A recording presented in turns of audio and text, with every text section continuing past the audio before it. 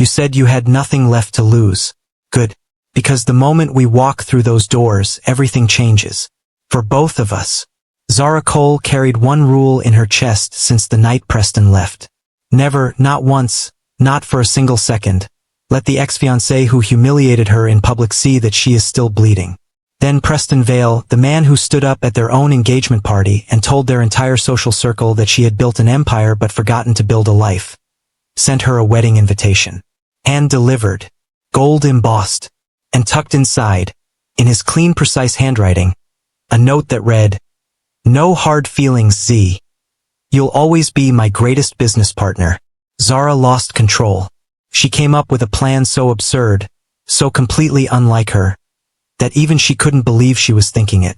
Bring a date so unexpected it would short-circuit the entire room. A date that would make Preston Vale question every decision he'd made since the night he walked out. A date that no one in that gilded, over-decorated Chicago ballroom would ever see coming. A date who sketched architectural blueprints in a worn notebook on the sidewalk outside her office building. Yes, Zara Cole, billionaire, founder of Cole Enterprises, the woman who built half of Chicago's modern skyline, was about to walk into her ex-fiancé's wedding on the arm of a homeless man. The worst decision of her life. Or the best. That part depends entirely on how this story ends. Before we continue, quick thank you to our supporter Stress for helping the channel. It truly means a lot. And a big shout out to Brenda, Carolyn, and Tamara for your wonderful comments. Now I want to hear from you. What do you think about a woman who fakes a date just to get back at her ex-fiancé? Drop your thoughts in the comments. Because today's story begins exactly like that. If this kind of story is your thing, a woman who refuses to stay down, hit that subscribe button right now and turn on notifications. Because this channel is built for you. Now let's get into it. Preston Vale was the kind of man who made you feel chosen. That was his gift and his weapon. He had a way of looking at you like you were the most important thing in any room, and Zara, who had spent her entire life being overlooked, had never stood a chance against that. She knew something was wrong the moment she walked into her own engagement party, and he didn't come to meet her at the door. He always came to meet her at the door. That night, he was already at the center of the room, champagne in hand, smiling, waiting, not for her, for the moment. The speech started warmly enough. He talked about her drive, her vision, her brilliance. The room was nodding, charmed, full of the kind of people who collect other people's success stories like trophies. And then, smooth as a blade going in, his voice shifted. Just slightly, just enough. Zara built something remarkable. She really did. But somewhere along the way, he paused. And that pause was the cruelest part because it made everyone lean in. She forgot that an empire isn't a life. And I need someone ready to live one. The room went still in that particular way that means everyone heard and no one will say so. Zara didn't cry. She made a decision in the space of a single heartbeat. A decision so fast and so total that it happened before she even knew she'd made it. She decided to feel nothing. Right then. Right there. In front of every person who had watched her claw her way up from nothing to build one of the most powerful real estate firms in Chicago. She was not going to give Preston Vale or any one of them the satisfaction of watching her break. So she smiled. She raised her glass.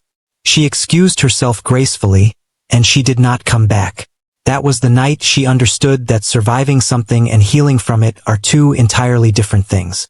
She had mastered the first one. The second one terrified her. 6 months passed. Zara poured everything she had into Cole Enterprises. Longer hours, bigger deals. A new development on the south side that would reshape 3 city blocks. She worked the way people work when they are running from something they can't name out loud.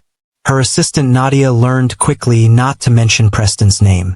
Her best friend Dom learned to check her tone before asking how she was doing.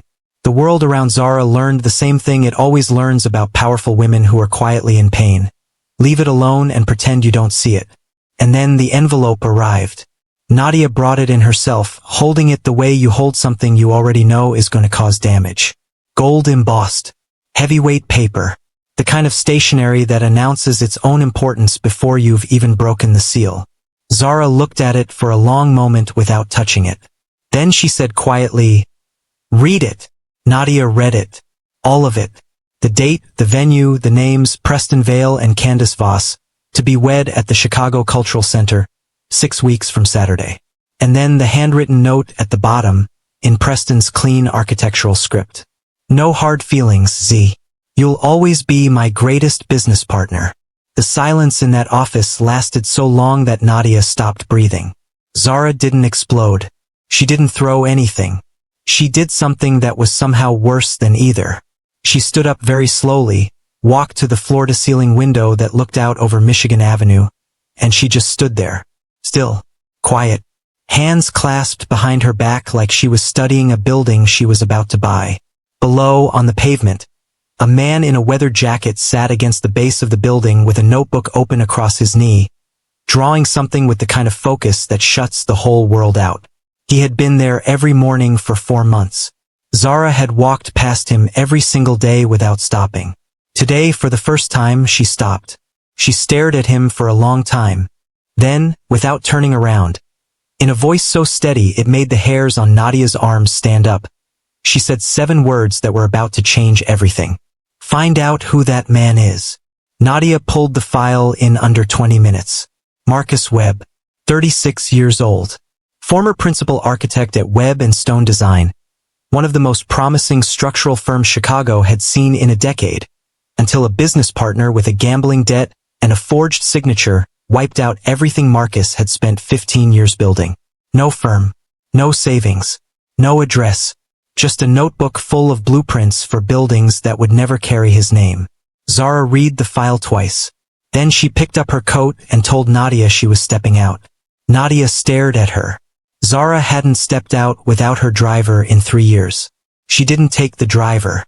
The November air hit her the moment she walked through the lobby doors. Sharp and cold off the lake. The kind of Chicago wind that doesn't ask permission. She spotted him immediately, exactly where he'd been from the window. Sitting against the base of the building, notebook balanced across his knee, drawing with the focused patience of a man who had decided that if the world was going to ignore him, he was going to use the silence productively. Zara crossed the pavement and crouched down in front of him. $4,000 suit. Italian leather heels on a dirty sidewalk. Not one trace of hesitation on her face. Marcus looked up, expecting the usual. Move along. Can't sit here.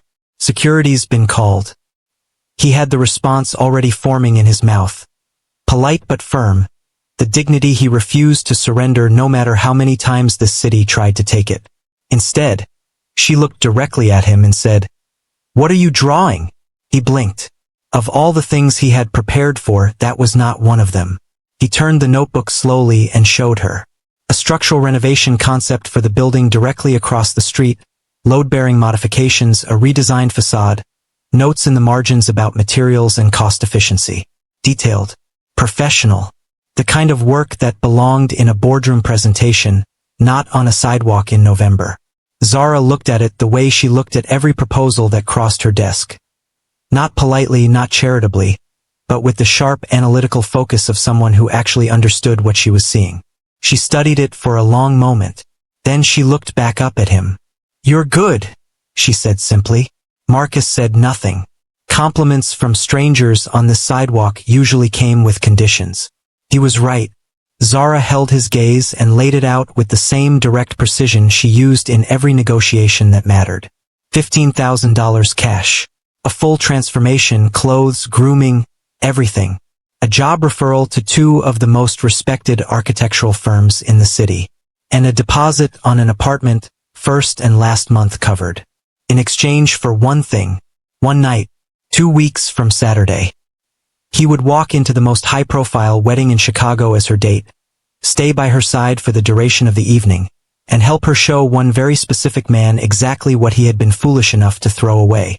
The silence that followed was long enough to be its own conversation. Marcus looked at her for a long time, not sizing her up the way people expected homeless men to size things up. Desperately, hungrily, with the calculus of someone with nothing to lose. He looked at her the way an architect looks at a structure he's trying to understand, searching for where the weight was really sitting. "Lady," he said finally, his voice low and measured, "you could hire an actor." "I don't want an actor." Her answer came without a pause, without softening. I want someone real, someone unexpected, someone Preston would never see coming. And there it was, the truth underneath the transaction. Not just revenge, something rawer than that. Something that had been sitting in that office for 6 months slowly turning into iron. Something shifted in Marcus Webb's eyes. Not the gratitude she might have expected. Not relief. Something quieter and more dangerous than either: recognition. The look of a man who had been invisible for so long that being genuinely seen felt like a physical shock to the system. He closed the notebook. Slowly. Deliberately. And he extended his hand. Deal, he said. Then, with the driest, most perfectly timed delivery she had heard in years. But I'm going to need a shower. And something that doesn't smell like Lakeshore Drive in November. Zara looked at his hand. Then she shook it. The moment their palms met, something passed between them that neither one of them had a name for yet. Neither of them went looking for one. But as Zara stood and turned back toward the building, composed, purposeful, already 3 steps ahead in her mind, she had no idea that the man now rising from that pavement behind her was not just going to help her walk into that wedding. He was going to walk into her life. And nothing, not the plan, not the money, not every wall she had ever built, was going to stop it. Cole Tower had been in Marcus's notebook for months. Not because anyone asked him to sketch it. Because he couldn't help it. The building had structural decisions in it that kept him up at night. A curtain wall system on the northeast face that was beautiful but inefficient. A lobby entrance that fought the natural wind patterns off the lake instead of working with them. He had filled 4 pages with modifications, quiet corrections to choices made by architects who were good but hadn't looked closely enough. He sketched it the way some people pray, not expecting anything back, just needing somewhere to put what was inside him. He had never once imagined walking through its doors. The doorman saw them coming from 20 feet away. Marcus watched the man's eyes do what eyes always did now. A quick involuntary sweep, cataloging the worn jacket, the frayed collar, the particular posture of someone who had been sleeping outside long enough for it to show in his bones. Then the doorman looked at Zara, and his entire bearing shifted into polished deference. "Good evening, Miss Cole." He held the door without another glance at Marcus, which was somehow worse than if he'd said something. Zara didn't slow down or explain. She simply walked in like she owned the building, because she did, and Marcus followed her across a lobby that was exactly as he'd imagined it, except warmer. The marble was right. The sight lines were right. But there was light in the ceiling fixtures that the blueprints had never captured. An amber warmth that made the whole space feel less like an entrance and more like a threshold.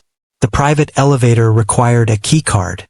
It opened directly onto the residence floor without stopping anywhere else, which meant the ride up was just the 2 of them and the soft mechanical hum of a building doing exactly what it was designed to do. Zara stood with her arms at her sides, looking straight ahead. Marcus stood with his hands in his pockets and said nothing.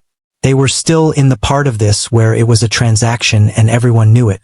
The elevator opened. Zara led him down a short hallway and unlocked the guest suite at the far end.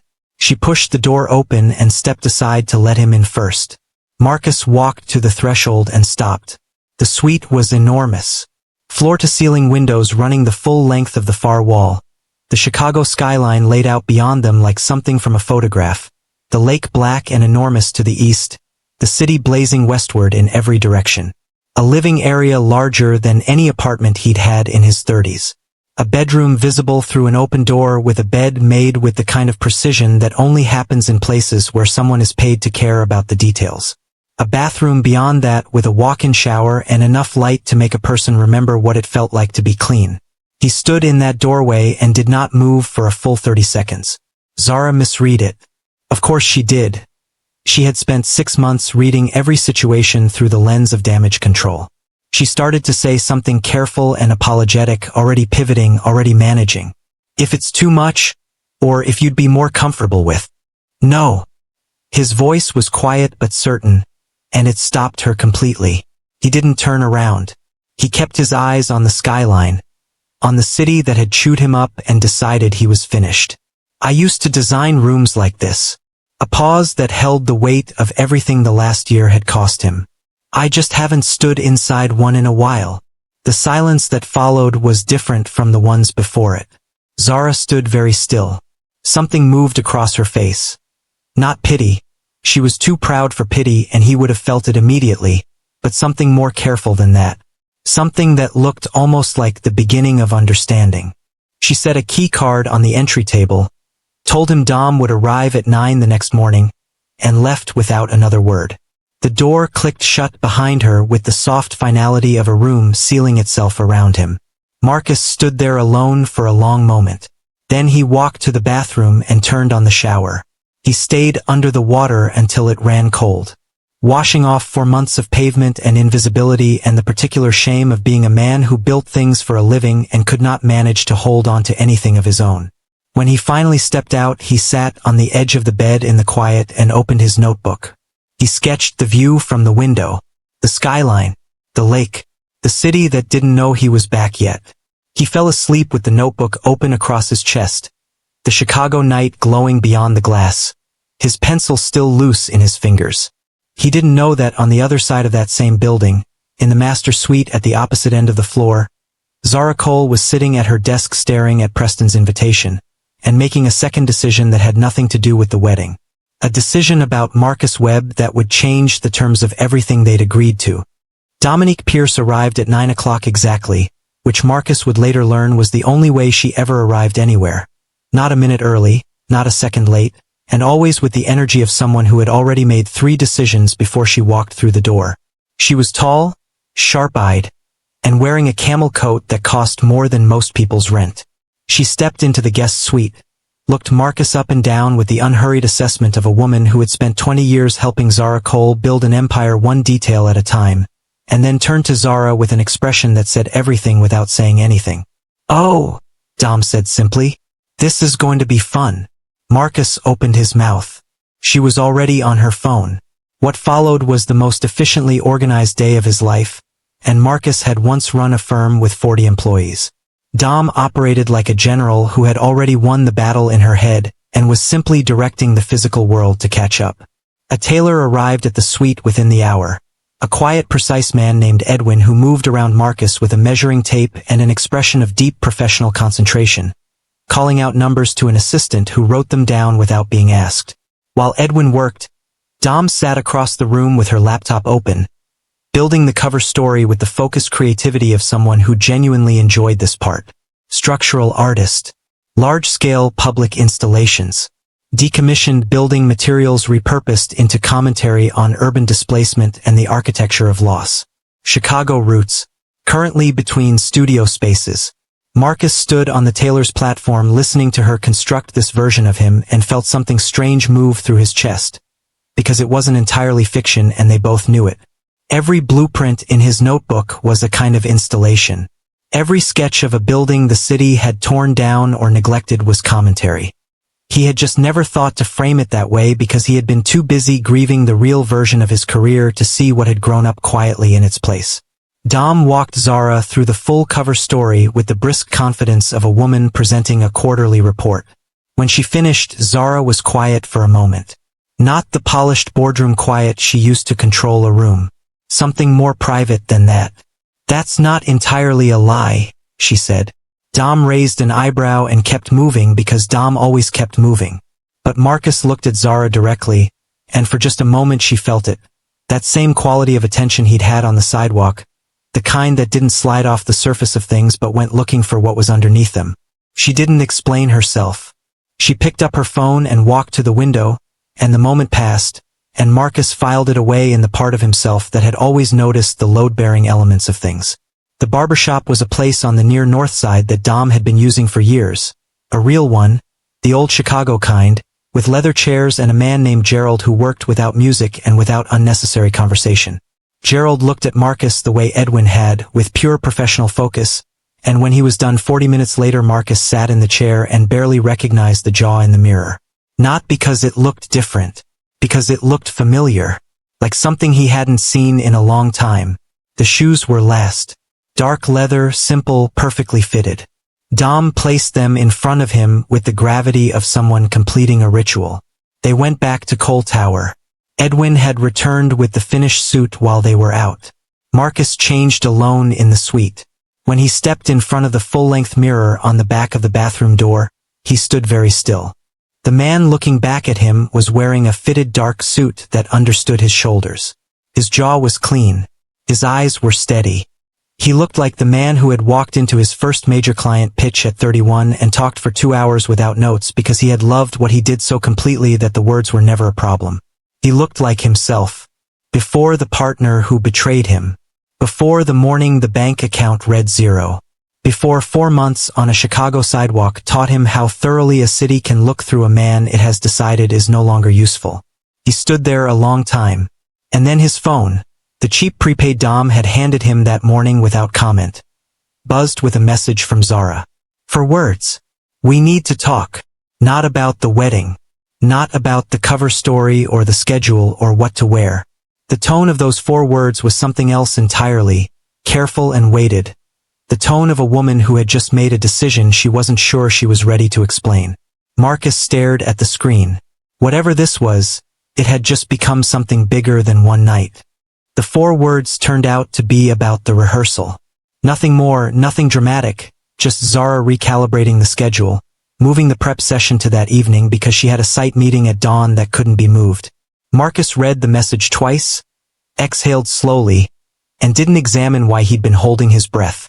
By 8 o'clock they were sitting across from each other at the long dining table in Zara's private residence, 2 floors above the guest suite, with a printed guest list between them and the Chicago skyline doing what it always did, glowing indifferently through the glass like a city that had no idea what was being decided inside it. Zara ran the session the way she ran everything. Efficiently, precisely, without wasted motion.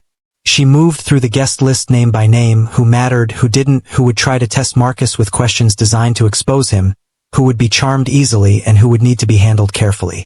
Preston's business associates were the landmines. Men who measured other men in the first 30 seconds and spent the rest of the evening confirming the verdict they'd already reached. Marcus needed to engage them directly, hold his ground without aggression, and under no circumstances allow Preston the satisfaction of watching him flounder.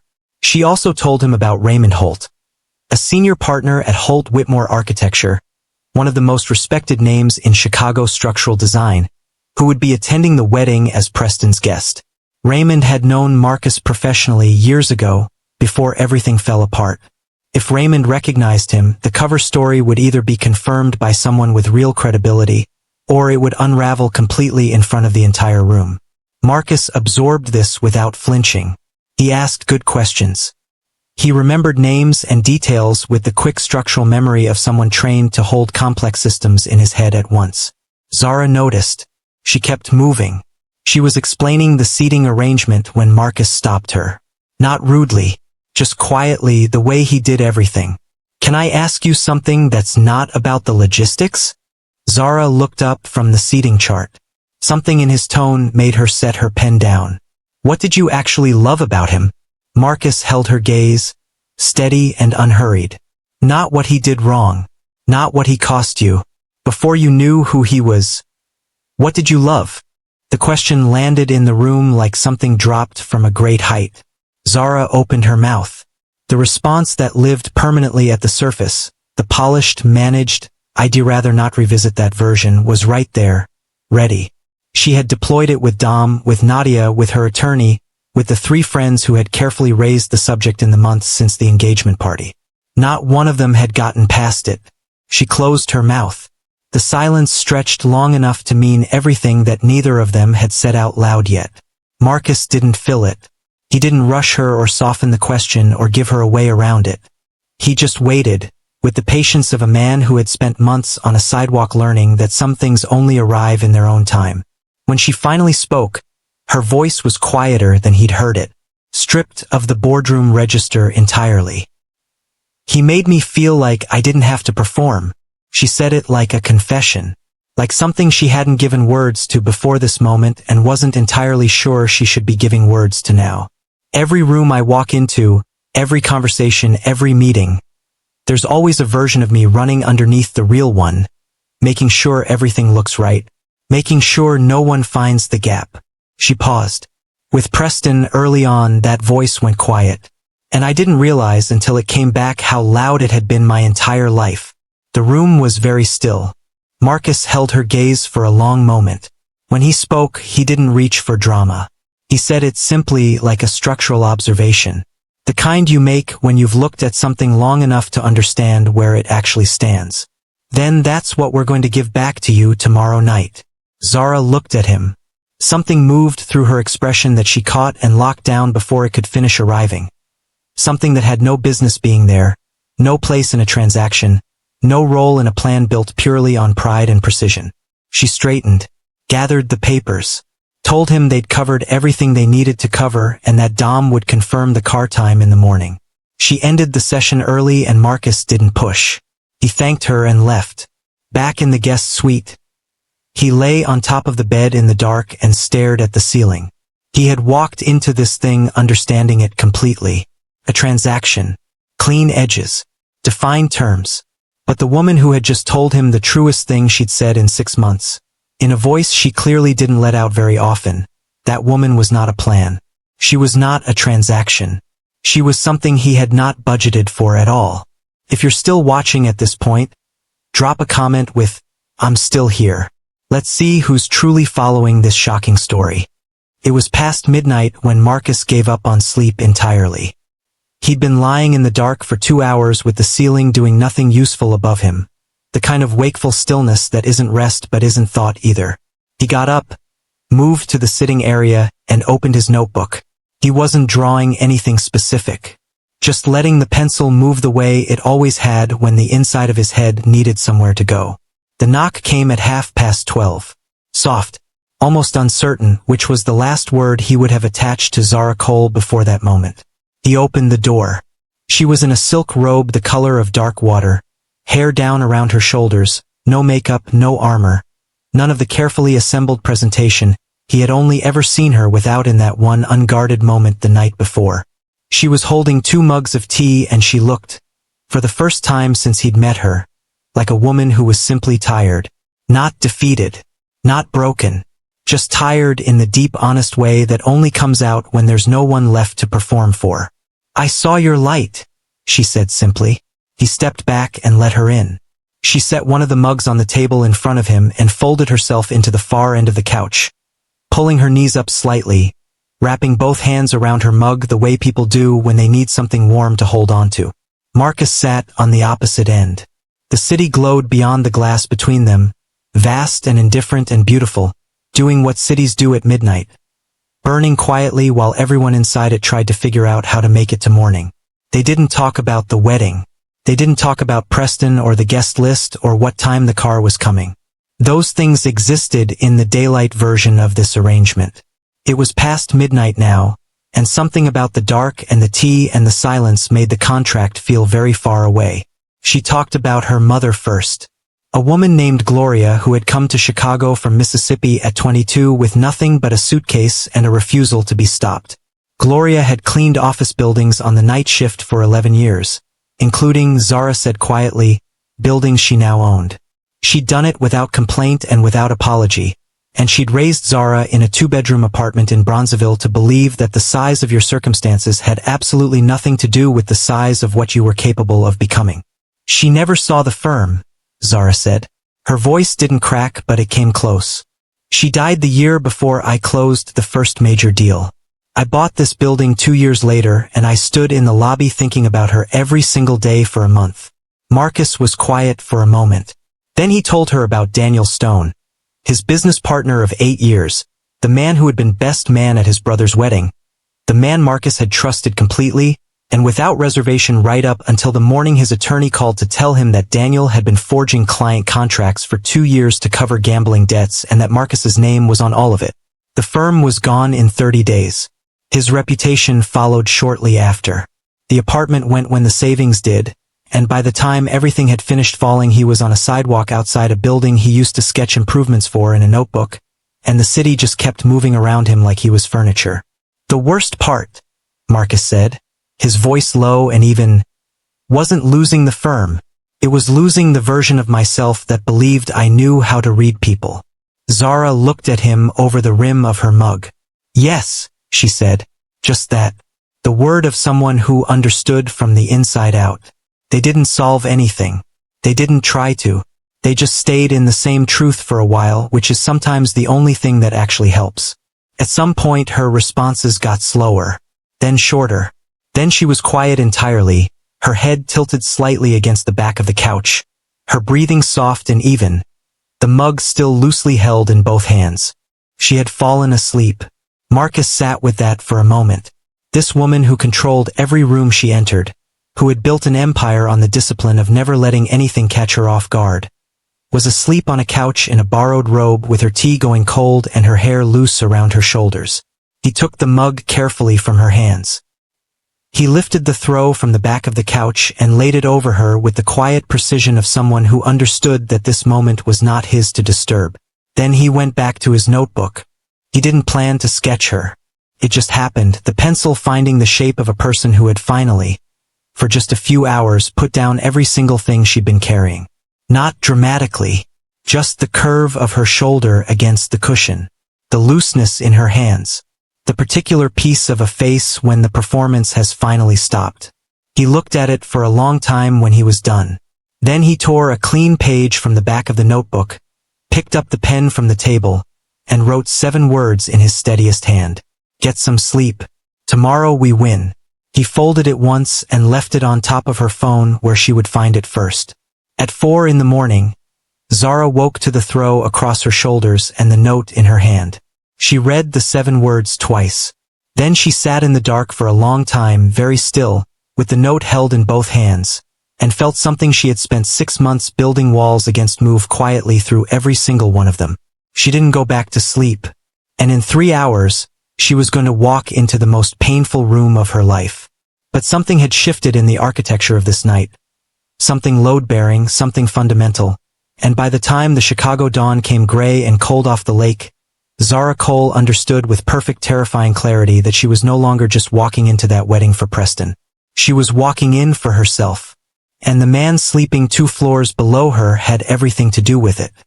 The Chicago Cultural Center had been many things in its 100-year life. A library, a war memorial, a monument to the belief that beauty was not a luxury but a right. Tonight it had been rented, decorated, and repurposed into a showcase for Preston Vale's new beginning. Draped in ivory and gold, lit by chandeliers that turned every surface into something that glittered, staffed by people paid to make excess look effortless. It was, Marcus thought as the car pulled up, exactly the kind of building that looked magnificent and felt hollow the moment you understood what it was being used for. Zara had been quiet the entire ride. Not the cold, controlled quiet of the boardroom. Something more interior than that.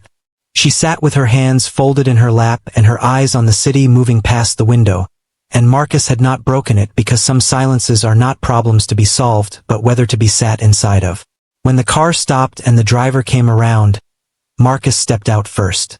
He offered his hand. She took it. Not with the transactional grip of their first handshake on the sidewalk but with something quieter, more considered, the way you take someone's hand when you're not performing it for anyone. Then she stepped out and the night air caught the red dress and Marcus understood, for the first time with complete physical certainty, why Zara Cole had chosen that color. It wasn't aggression. It wasn't provocation. It was refusal. The absolute refusal to be minimized, overlooked, or filed away as a painful chapter in someone else's story. She stood on the steps of that building in the Chicago November cold and she looked like the skyline looked at night. Undeniable, constructed from nothing, lit entirely from within. The valet took the car. They walked to the entrance together. The doors opened, and the room turned. Not all at once, it moved in a wave, the way attention always moves through a crowd when something enters that the crowd doesn't have a category for. First the people nearest the entrance. Then the ripple outward. Conversations pausing mid-sentence. Champagne flutes hovering.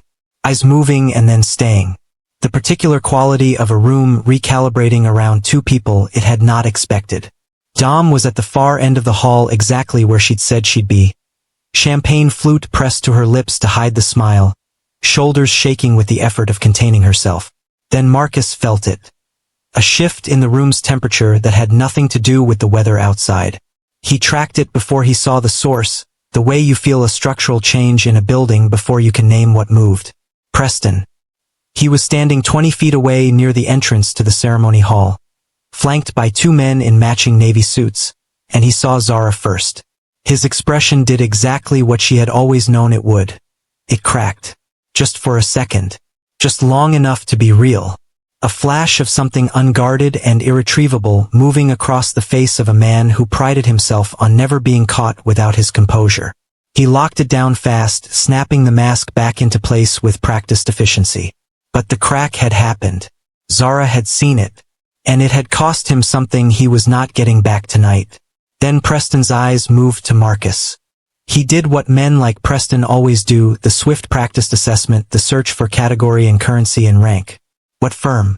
What family? What is the denomination of this man? Preston Vale had been reading rooms and placing people since prep school, and he did it now with the reflexive confidence of someone who had never once failed to make the calculation. The calculation wouldn't come. Marcus didn't fit the grid.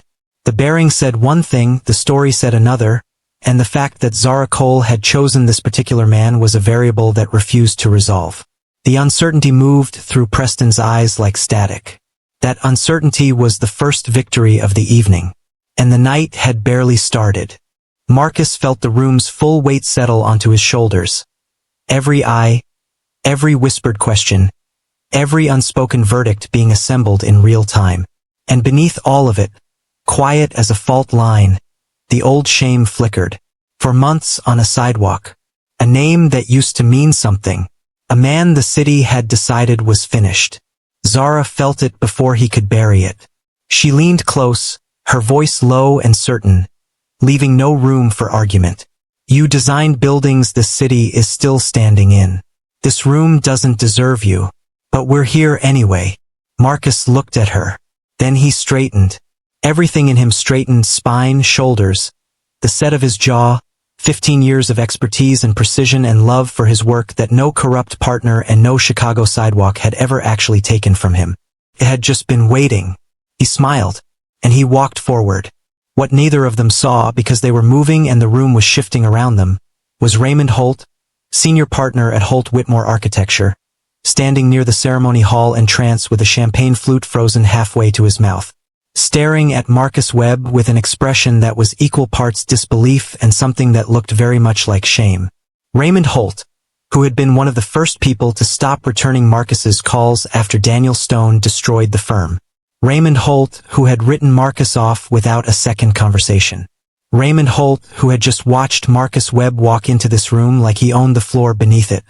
And the look on Raymond's face said he understood, with sudden and complete clarity, that he had made a very serious mistake. Marcus had not planned to be good at this. That was the honest truth of it. He had planned to be adequate, present, composed, convincing enough to hold the room for one evening without embarrassing the woman who had pulled him off a sidewalk and staked her dignity on a stranger. Adequate was the target. Adequate was the contract. He was not adequate. He was something else entirely, and it surprised him more than anyone. It started with Alderman Gerald Reese, 3rd Ward, 20 years in Chicago politics, the kind of man who took up space in a room as a professional practice, who cornered Marcus near the cocktail table within 15 minutes of the doors opening. It was a test dressed as conversation, and Reese opened with a question about the Southside Development Corridor specifically designed to expose a bluffer. Marcus answered him with 15 years of real knowledge. He talked about the Bronzeville Corridor with the precision of someone who had sketched its structural bones from memory on a sidewalk 4 months ago because he couldn't stop thinking about what it could become. He talked about decommissioned materials, adaptive reuse, and the specific failure modes of urban development that prioritized aesthetics over community continuity. Reese stopped smiling the performative smile. He started listening with the other one, the real one, the one politicians only deploy when someone has said something that actually matters. By the time Marcus finished, there were 4 other people in the circle who had not been there when he started. Dom, from across the room, raised her champagne flute 1 precise inch. The architects found him next. 3 of them near the window who had overheard enough of the Reese conversation to want more. Marcus moved into that discussion the way he moved into everything now, without performance, without the exhausting self-consciousness of a man trying to seem like something. He simply was what he was. Turned out that was more than enough. And then Candace Voss appeared. She introduced herself with the practiced warmth of a woman accustomed to being the most interesting person in her own vicinity, and she asked Marcus what he did with the light, curious confidence of someone who expected a safe, forgettable answer. He told her about structural art. The real version, large-scale installations. The poetry of repurposed materials. The way a decommissioned steel beam from a demolished building carried the memory of everything it had ever held up. He talked about urban displacement made visible, about the architecture of absence, about what a city looks like when you build a monument not to what was gained but to what was lost. Candace Voss went very still in the way people go still when something has reached them that they weren't prepared for. Within 10 minutes she had told 3 people. Marcus watched it move through the room like a current. Dom was no longer even trying to hide the smile. Then Raymond Holt appeared. He approached quietly, waited for a natural pause in the conversation, and then looked at Marcus with the expression of a man who had rehearsed what he was about to say, and still wasn't sure it was enough. "Marcus Webb," he said, and the name landed in the surrounding conversation like a stone dropped in still water. Heads turning, eyebrows lifting, the specific alertness of a room recognizing that something significant is being said. "I owe you a phone call, and considerably more than that." The circle around them had grown without anyone consciously deciding to move closer. Raymond turned slightly to address the people nearest them. Naturally, not performatively, the way a man speaks when he wants witnesses to a correction he should have made a long time ago. Marcus Webb built some of the finest structural work this city has seen in the last 2 decades. Webb and Stone's Lakeview Civic Center alone should have earned him every award this industry has. What happened to his firm was a crime, literally. And the fact that our industry didn't stand behind him the way it should have is something I intend to remedy. The silence that followed was the particular silence of a room recalibrating everything it thought it knew about the man standing at its center. Candace Voss looked at Marcus with an entirely new expression. The city councilman extended his hand for the second time that evening, this time with an entirely different weight behind it. The 3 architects from the window conversation exchanged glances that said they were already thinking about how this conversation continued after tonight. And Preston Vale, who had been tracking Marcus from across the room with the focused anxiety of a man who had been watching his own wedding get quietly stolen, stood very still with his drink in his hand and his jaw set and the particular look of someone watching a narrative he thought he controlled rewrite itself in public, in real time, without asking his permission. It was Dom who felt it from across the room and looked at Zara. And Zara was not watching Marcus. She was watching Preston. Watching him stand there in his ivory wedding venue surrounded by his hand-picked guests, while the man she had brought in from a sidewalk commanded the entire room's respect without asking for a single piece of it. The plan had worked. It had worked beyond anything she had drawn up at that window 6 weeks ago, with Preston's invitation in her hand and fury in her chest. But standing here now watching it happen, Zara understood with sudden and total clarity that this had stopped being about the plan somewhere around midnight on a couch with 2 cold cups of tea and 7 words on a notepad. Preston approached. He moved toward Zara with the smile he used when he had decided to do something irreversible. The gracious ex, the man so secure in his new life that he could afford to be generous to the one he'd left behind. A champagne flute extended in her direction, his voice carrying just far enough for the people nearest them to hear. "You look incredible, Z. I always knew you'd land on your feet."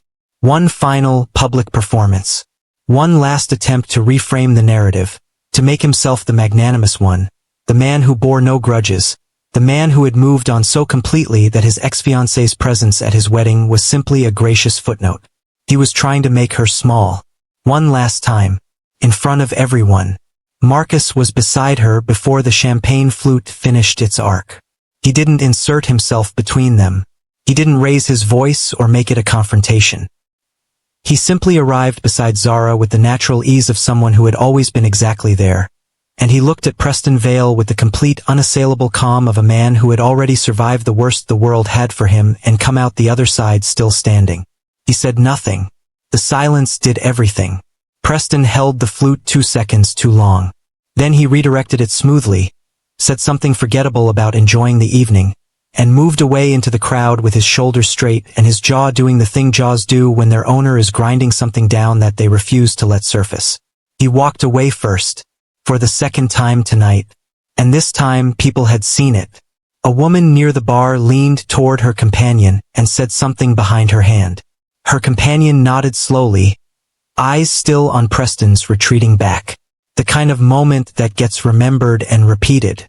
Zara watched him go. Then she turned to Marcus and looked at him. Not the performance look, not the boardroom look, not any of the managed versions she had spent a lifetime perfecting. The real one, the one from the couch at midnight. "Thank you," she said quietly. Marcus looked back at her. "The night isn't over yet." Dom materialized from nowhere the way Dom always materialized, took one look at the two of them, and announced that the reception was starting and the dance floor was open and she needed to go find someone to talk to immediately, which was so transparent that Zara actually laughed. A real one. Short and surprised and completely unguarded. She was still smiling when Dom placed a firm hand on each of their backs, propelled them both toward the floor before either of them could object, and then was simply gone, vanished into the crowd with the satisfied efficiency of a woman whose work here was done. They stood on the edge of the dance floor and looked at each other. The music was something slow and orchestral, the kind of venue like this played because it had no edges. Marcus offered his hand. Zara took it. They were not perfect. Whatever dancing ability he'd once had not survived the intervening years intact. About 90 seconds in, he stepped on her foot with enough conviction that she made a sound of genuine surprise, and he said, "I'm sorry," with such sincere mortification that she started laughing. Not the polished social laugh she'd been deploying all evening, but the real one. The laugh from the couch at midnight with the tea going cold. The one that took her whole face and left no room for performance. He started laughing too. They stood in the middle of the dance floor of the most expensive wedding in Chicago, laughing at nothing, surrounded by people who had no idea what to make of them. It was the most genuine thing that had happened inside these walls all night, and everyone in the vicinity could feel it even if they couldn't name it. Nearby guests stopped pretending not to watch. A woman at the closest table pressed her hand to her chest. 3 tables over, one of the architects from the window conversation leaned toward his wife and said something quietly, and she nodded without taking her eyes off the dance floor. And Preston Vale, standing at the edge of the room with Candace's hand in his and a champagne flute he had stopped drinking from, watched Marcus Webb laugh with Zara Cole in a way that Preston himself had not made her laugh in the entire 3 years they were together. The expression on his face was the one he had never once let Zara see when they were together. Unguarded, unmanaged. The face of a man confronting a mistake of irreversible magnitude. Someone near Preston commented quietly, "She looks happy." Just that. No malice. Simple observation. The most devastating 2 words in the room. Candace heard it too. She looked at Zara on the dance floor. Then she looked at Preston. And something moved through her eyes that had nothing to do with wedding day happiness. When the laughter between Marcus and Zara settled, they kept moving, slower now, less concerned with form. She looked up at him and her voice came quiet and direct beneath the music, the voice she used when she was done performing. "Is this still the performance?" Marcus didn't answer immediately. The music moved around them. He thought about the sidewalk, the suite, the sketch he hadn't planned to make, the tea that went cold, the 7 words he'd left on a notepad for a woman who deserved to hear something true. When he finally answered, he gave her the version that cost him something. The one with no transaction attached. "I stopped performing somewhere around the night before." Zara looked at him for a long time. Long enough for the music to change and neither of them to notice. Long enough for Dom, watching from the far side of the room with her champagne untouched, to press her fingers briefly to her mouth. Long enough for it to mean everything it meant. They left before the cake was cut. Not because the plan required an exit. Because everything real was waiting outside and they both knew it, and there was no longer any reason to stay inside a room built on performance when the night air was right there. The steps of the Chicago Cultural Center were cold and the wind was coming off the lake the way it always did at this hour. Clean and enormous, smelling of water and distance and the particular freedom of open space after too long indoors. The car had not been called. They stood in that in-between space, the venue behind them and the city ahead, and Zara looked out at the Chicago night and asked the only question left. "What now?" Marcus told her everything they'd agreed on. The apartment was ready, the funds transferred, the referrals already sent to 2 firms whose principals had agreed to meetings before the week was out. everything she'd promised. Clean, complete, delivered exactly as contracted. Zara nodded. She looked at the city. Her mother's city. Her city now. The silence between them was the kind that arrives when everything that was supposed to be said has been said and something else is still standing in the room waiting to be acknowledged. Marcus looked at her profile against the skyline. The city she'd built herself inside of, the city Gloria had cleaned buildings in, the city that had taken everything from him and somehow led him here, to these steps, to this woman, to this specific moment that no contract had ever included. He asked her quietly. No preamble. No performance. Steady, the way he did everything that actually mattered. Have dinner with me. Not the performance. Not a deal. Just dinner. Zara turned from the skyline and looked at him. The full look. The same one she'd given his blueprints on the sidewalk the day this impossible thing began. He held it without flinching because he had nothing left to hide and hadn't for some time now. Then she smiled. Not the one from inside. Not the one that managed rooms and kept the world at careful distance. The other one, the rare one, the one that lived underneath everything else and only came out when the armor was off and the tea was cold and there was no one left to perform for. The one almost nobody got. I know a place, she said, and she took his hand. Not for the room. Not for Preston. Not for any plan that had ever been written on any piece of paper. For the first time since any of this began. Simply, quietly, entirely for herself. They walked down the steps together into the Chicago night, the lake wind moving around them, the city doing what it always did, burning and building and beginning again, and neither of them looked back. Behind them, through the grand doors of the Chicago Cultural Center, the reception continued. Preston Vale stood at the edge of the dance floor that Zara and Marcus had just left, and he did not dance.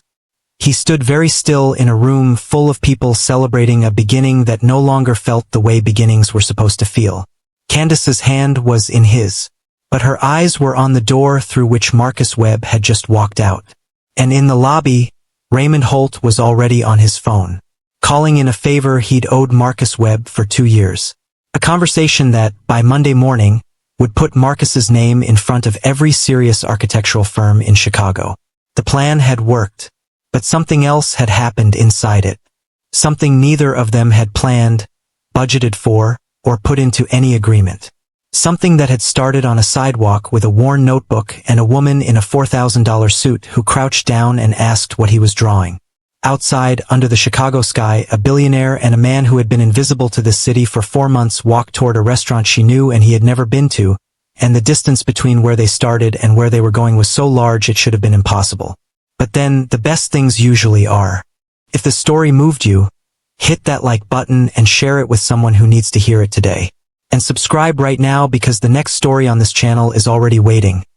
And trust me, you are not ready for it. Drop a comment and tell me, whose strength surprised you more? Zara's or Marcus's? I want to hear from you.